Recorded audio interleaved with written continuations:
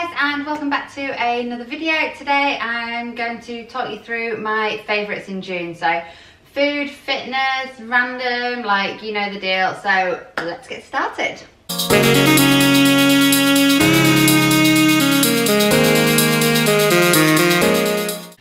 First up, we have got not one but two ice creams. Okay, so we've got one that's pretty macro, well, one that is macro friendly and one that's not quite so much. So I'll start with the macro friendly one first. This is the caramel pecan, people say it weird, ice cream from Perfect World.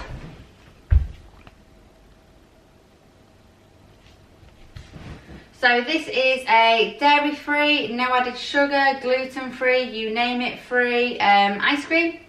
I got it in Tesco's and I got it because it was on offer, so it was £2. I think it's more like 4 or 5 usually, which I think is too much to pay because I'm a cheapskate. But it does taste of caramel. I've only got a tiny bit left. It's pretty sweet. It's like sweetened with artificial sweeteners, so if you're against those then you won't like these, but there is only like natural sugars in it. There's no actual added sugar. Per serving, which, well, per 100 gram serving, it is 137 calories, which is so much less. I'll compare it to the Ben & Jerry's in a moment. But 9 grams of fat and 18 grams of carbs. So yeah, if you're after a sweet treat like me, you love your ice cream, but you want to be a little bit more macro friendly with your calories, then this is a good bet. I'm pretty sure you can get it in Holland & Barrett as well. So Tesco's and Holland & Barrett for this one. Then the not quite so macro friendly one. So this is the One Sweet World from Ben & Jerry's.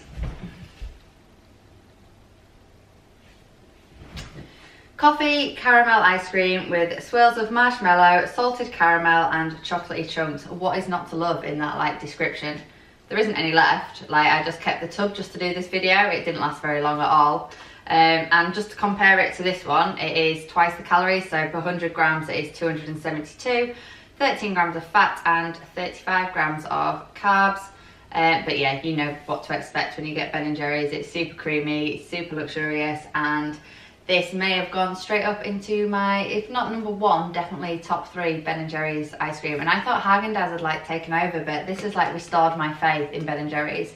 Unfortunately, I've not found it in any Scarborough supermarkets, but I picked it up in Asda in York on my way home from somewhere the other day. And yeah, it's probably a good job, if I'm honest with you, because I would just be eating it non-stop if I could get my hands on this on a weekly basis. So yeah, these are my 2 ice creams for June. Next up, we have got a bit of a random favourite. So it is the L'Oreal Studio Pro Heat It Hot and Go Fast Blow Dry Spray. So if, like me, you have long hair and it takes forever to dry it, then this is an absolute godsend. I swear it like halves the time that it takes me to like dry my hair. So just spray it on when it's wet, when you've towel dried it, and honestly, I swear to God, it like takes half the time. Picked this up in Boots and I think it was like £2, at most like £3, but yeah, this is an absolute essential now, especially like for all you gym girls who like have to wash their hair all the time because it gets super sweaty. Not quite me, I probably don't wash it as much as I should, but I'm not a sweaty person, so I can normally get away with it. But yeah, this is super good and I would highly recommend it. Go pick some up. Next up, we have a book. This is Shoe Dog by Phil Knight, and it is a memoir by the creator of Nike. Phil Knight, a memoir by the creator of Nike. So, my sister first bought this book, but I want to say that I recommended it from other people telling me to get it, but whatever, anyway, I've only just finished it and it's amazing. It's so good. I found out so many things about Nike that I didn't know, but that's not the main reason I read it. It's kind of like a memoir about how to overcome adversity. Like when you read this and you see like, or read about how much adversity like feel and like the whole company of Nike had to overcome to where they are today, it's incredible. It's so amazing. I just assumed that they were like the same age as like Adidas and everything, but no, Adidas was way more established when Nike came onto the market.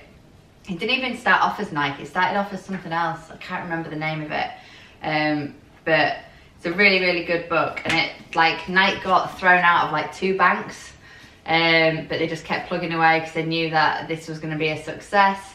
And yeah, it's like hard to imagine now that a bank would turn away a company as big as Nike, but yeah, they did. They had a fight with the government. Well, fight, is that the wrong word? A court case with the American government over like import taxes into like millions and millions of dollars, which they managed to like be successful in. But yeah, it's a really, really good book and one that I will probably come back to and reread. But if you are looking for a holiday read, I highly recommend it.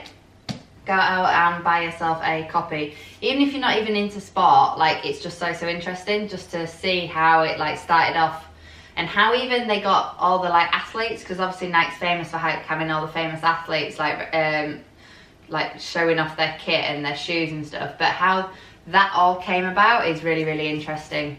And yeah, I would highly recommend this book.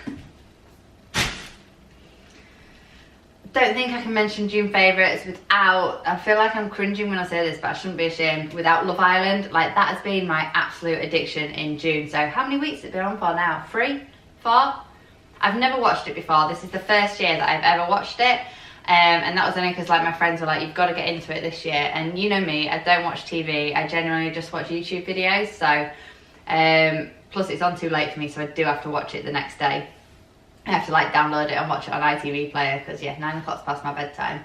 But I'm seriously addicted, unashamedly, and it's like definite topic of conversation with all my clients at the moment and multiple WhatsApp groups, and yeah, it's amazing.